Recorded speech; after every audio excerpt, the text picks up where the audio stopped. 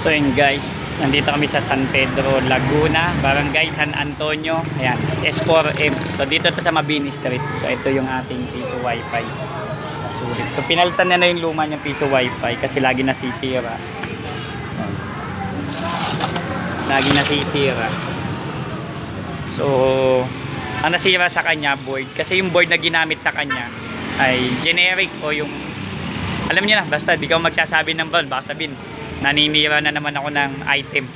So ang nangyari sa kanya, nagloloko yung board, hindi na siya nagbabasa ng kahit anong memory card, SD card, anong software, sa lahat, no? Tapos pag tinanggal mo pa yung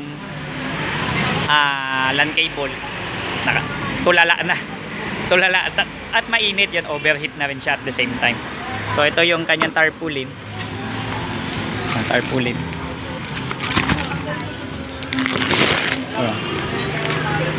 Well, paano nga kahawak nga. Ayan. Okay? So yun, so dito to guys, sulit na pwede nang gamitin. Panalo pa. Inabot pa kami ng ulan, tapos yan. So ang nangyari dito guys is yan, ayan, S4M.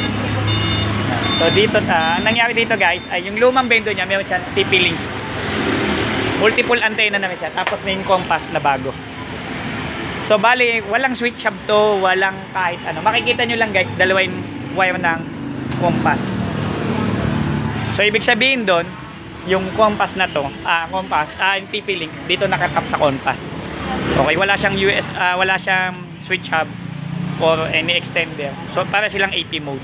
So bali doon lang siya nakatap do sa vacant na LAN DC chain. So okay na po ito, Ma'am Chang. Yan, okay na. Ano po? So yun, so sobrang dami ng gawa. Grabe. Hindi na malaman kung ano unahin. So mamaya kita pa tayo sa Cavite, Gentry, Dasma, at kung saan sa Ampa. 13 bukas, maraming salamat po. At sa Snais din, maraming salamat. Ma'am Siang, maraming salamat po sa suporta. So guys, ito yung guys, S4M Motomaniac. So mga nagpapaset up ng mga decals, wrapping. Ito pa yung mga services na ino-offer ng kanilang moto shop. Yan. Okay. So okay na din po yung kanilang piso wifi. So dito lang guys, sa mismong bayan ng San Pedro. So malapit sa may papuntang palengke. Okay na. S4M Motomaniac. So maraming salamat po.